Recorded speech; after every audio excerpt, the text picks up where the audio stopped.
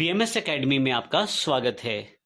पिछले सेशंस में हमने जॉइंट्स की जानकारी ली थी, जिसमें हमने देखा था किस प्रकार दो टेबल्स को रिलेट करके हमने काफ़ी सारे जॉइंट्स एग्जांपल्स को देखा था, जिसमें left joint, right joint, outer joint इत्यादि की जानकारी हमने ली थी।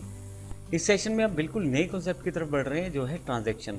बहुत ही इंपॉर्टेंट एस्पेक्ट है ये, बहुत ही इंपॉर्टेंट कॉन्सेप्ट है ये, और लगभग सभी आरडीबीएमएस में आपको ये मिल जाएगा ट्रांजैक्शंस। अब एग्जैक्टली ट्रांजैक्शन क्या है, इसकी जानकारी हम माइस्क्ल के पॉइंट से लेने वाले हैं। ट्रांजैक्शन, जब भी आपको काफ़ी सारी ग्रुप ऑफ स्टेटमेंट्स को एग्जीक्यूट करना है तो आप ट्रांजैक्शन का प्रयोग कर सकते हैं। इस केस में आप उन सभी ट्रांजैक्शन को एग्जीक्यूट कर पाते हैं इकट्ठे जो आप एग्जीक्यूट करना चाहते हैं। लेकिन अगर किसी कारण से कोई स्टेटमेंट एग्जीक्यूट होते रह जाती है ग्रुप ऑफ स्टेटमेंट्स में, तो उस केस में ट्रांजैक्शन सक्सेसफुल नहीं होती और आपके जो अपडेशन है वो रिवर्स या रोल बैक कर दिए जाते हैं। इस एग्जाम्पल को मैं नीचे के दिए गए एग्जाम्पल से समझ सकता हूँ।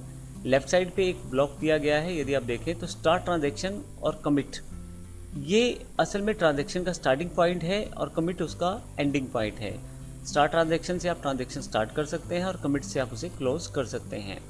तो जहाँ पे आप ट्रांजैक्शन स्टार्ट करना चाहते हैं वहाँ लिखेंगे स्टार्ट ट्रांजैक्शन। उसके बाद अपनी सभी जो कमांड्स हैं, जो स्टेटमेंट्स हैं एसक्यूएल या माइस्क्यूएल की, वो सभी आप इसमें डिफाइन कर देंगे। जैसे मैंने दो माइस्क्यूएल स्टेटमेंट्स को डिफाइन किया है, एक इंसर्ट है और एक लाइब्रेरी है, और फाइनली मैंने कमिट कर दिया है। मान लीजिए इंसर्ट क्वेरी जो है वो एग्जीक्यूट हो जाती है, लेकिन किसी कारण से अपडेट क्वेरी एग्जीक्यूट नहीं होती, तो ऐसे केस में आपके पास इंसर्ट की गई क्वेरी भी रोल बैक हो जाएगी। ये क्वेरी एग्जीक्यूट होने के पश्चात भी रोल बैक कर दी जाएगी माइस्क्यूएल के द्वारा, अर्थात इसका इफेक्ट खत्म कर दिया जाएगा और वापस उसी स्टेट में ला दिया जाएगा इसे जो स्टार्ट ट्रांजैक्शन से पहले थी।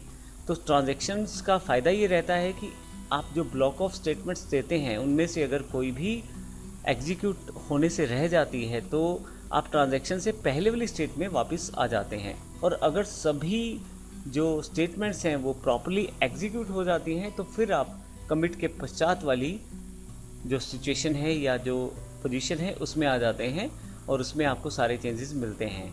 तो सीधे शब्दों में मतलब ये हुआ कि अगर आपके पास काफ़ी सारी स्टेटमेंट्स है और उनमें कोई स्टेटमेंट एग्जीक्यूट होने से रह गई है तो आपके पास स्टार्ट ट्रांजैक्शन से पहले वाला डेटा मिलेगा, और लेकिन अगर सभी जो स्टेटमेंट्स एग्जीक्यूट हो गई हैं तो आपको कमिट के बाद वाला डेटा मिलेगा। तो इस तरह से हम ये कह सकते हैं कि ट्रांजैक्शन से आप ये एश्योर कर सकते हैं कि या तो डेटा एंटर होगा तो कंप्लीट होगा, या डेटा बिल्कुल ही एंटर नहीं होगा।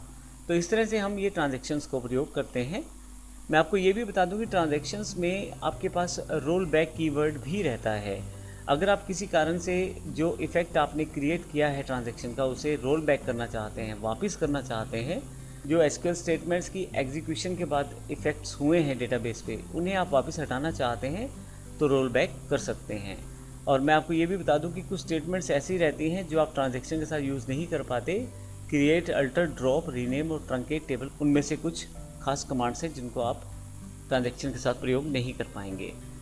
तो इस सेक्शन में हमने ट्रांजैक्शन के बेसिक्स की जानकारी ली है, एग्जैक्टली ट्रांजैक्शन क्या है, क्यों इन्हें हम प्रयोग करेंगे और कैसे इन्हें प्रयोग करेंगे। अगले सेशन में हम प्रैक्टिकल कॉन्सेप्ट के रूप में देखेंगे एग्जैक्टली ट्रांजैक्शन आप किस प्रकार से इंप्लीमेंट कर पाएंगे अपने पर्टिकुलर डेटाबेस के किसी टेबल पे। धन्यवाद।